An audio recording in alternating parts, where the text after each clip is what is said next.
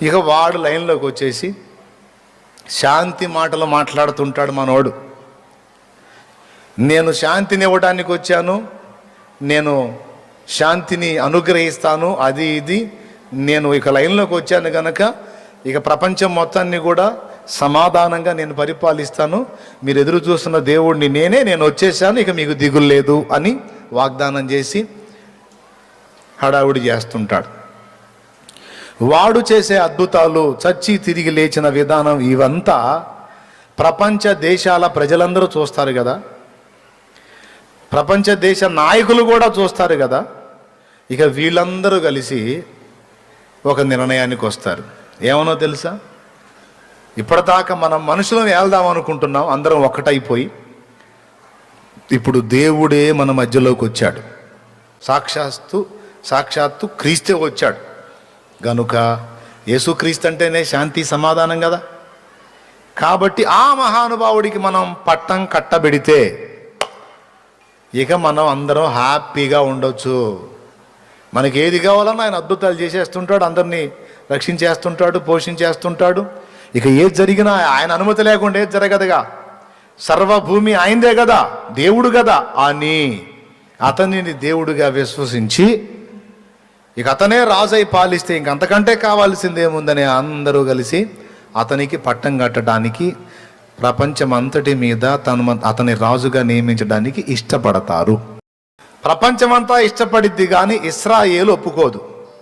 క్రీస్తు ఆయన అని మీరు అంటున్నారు, కానీ అతను పుట్టింది వేరు, అతను ఆరాధించింది వేరు, అతని పితరులు వేరు.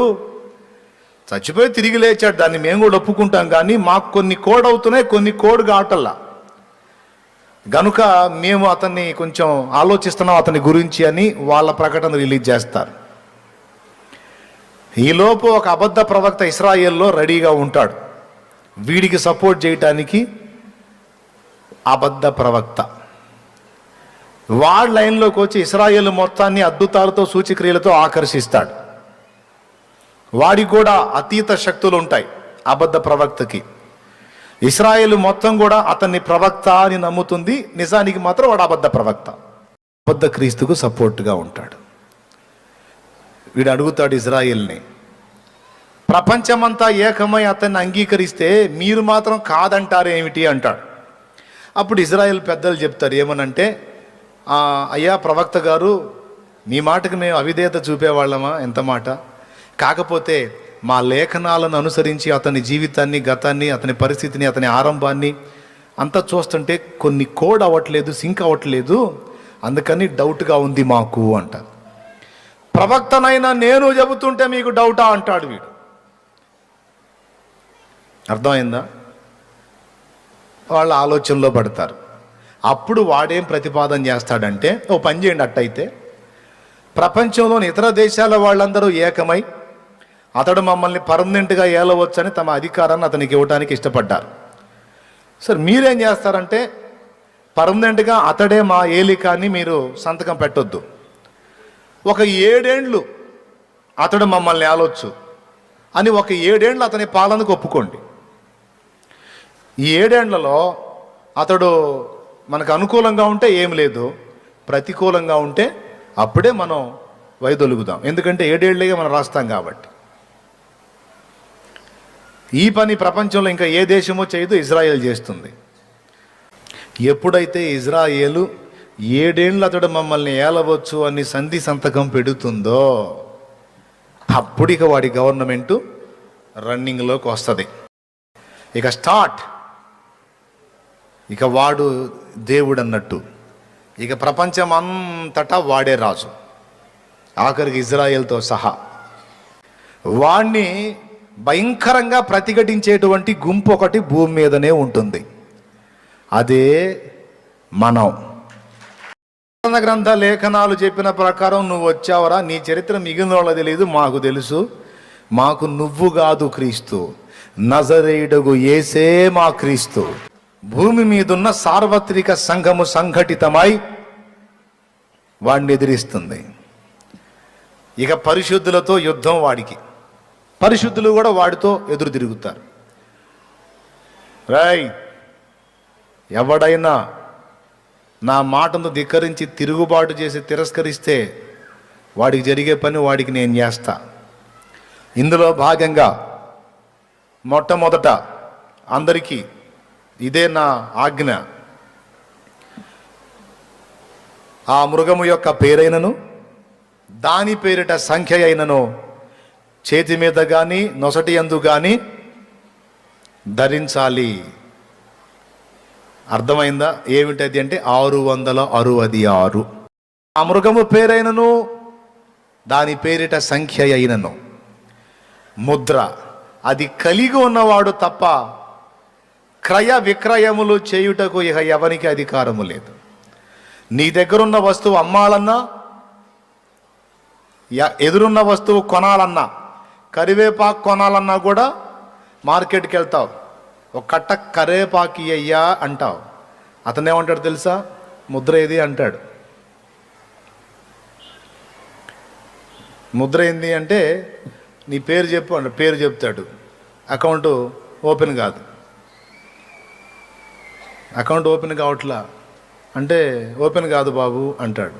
ఎవరు? సత్క్రైస్తవుడు. ఎందుకు కాదు అంటే ముద్ర వేయించుకోలేదని. ముద్ర వేయించుకోకపోతే ఎక్కడ ఇస్తావు యాపబో అంటారు. కొనుటకైనను అమ్ముటకైనను అవకాశం ఉండదు. ఎందుకు తెలుసా? వాడు అక్కడి నుంచి ఆజ్ఞ జారీ చేస్తాడు. ముద్ర వేయించుకుంటేనేమో యుగ యుగాలు దేవుని ఉగ్రతను కోపమును మద్యం తాగాల్సి ఉంటుంది.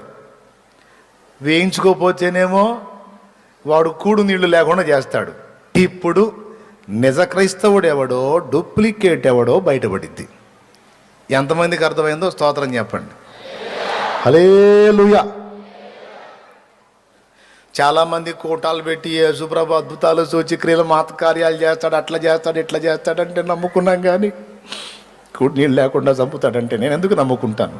అమ్మాయి నేను పోతున్నా. ఎక్కడికమ్మా? ముద్ర వేయించుకుంటా. పిచ్చి మొహమా? వాడి పరిపాలన అంతా 3.5 ఏండ్లు. వాడు మనల్ని చంపినా లేక ఆకలితో మనం చచ్చినా నువ్వేం చింతపడొద్దు, మళ్ళా యేసయ్య లేపుతాడు. నా మాట విను, వద్దు అని సత్క్రైస్తవురాలు తన తండ్రినో తల్లినో ఆపుతుంది. మరి అన్న వాడు కూడు నీళ్ళు లేకుండా చేస్తే మరి యేసయ్య మనకి ఏం చేస్తాడు? భయపడొద్దు. వాడు అన్నం లేకుండా నీళ్లు లేకుండా చంపడానికి ప్రయత్నించినా, వాడు నీకు ప్రాణహాని తలపెట్టడానికి ప్రయత్నించినా హతసాక్షుల లెక్కలో ఉన్నవాళ్ళు మాత్రమే హతులవుతారు తప్ప ఇక మిగిలిన వాళ్ళందరినీ దేవుడు ఏలియా దేవుని వలె ఆనాడు పోషిస్తాడన్నమాట.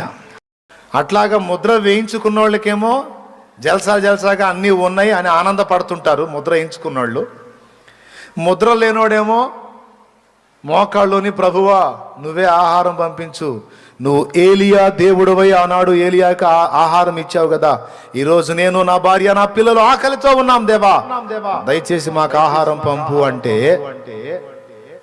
ఆనాడు అద్భుతమైన రీతిలో ఆయన నీకు పోషణ పంపుతాడు. అన్నా నిజంగా పంపుతాడో వదిలేస్తాడో అనే డౌటు నీకు అక్కర్లేదు. అర్థమైందా? ఇంకొకటి కూడా చెప్తా. ఆ రోజు హతసాక్షి మరణానికి కూడా నువ్వు వెనకాడవు. యేసు ప్రభుని నజరేయుడుకు యేసును నమ్ముతావా? నీకు శిరచ్ఛేదం చేయమని ఆజ్ఞ వచ్చిందంటే తొందరగా పదండి ఆ కార్యక్రమం కానివ్వండి అని నువ్వే వాళ్ళ వెంట పడతావు. ఎందుకన్నా మెంటలెక్కిద్దా ఏంది అని అడగవాకు. మెంటలెక్కదు. ఆత్మ అభిషేకం కుమ్మరించబడిద్ది.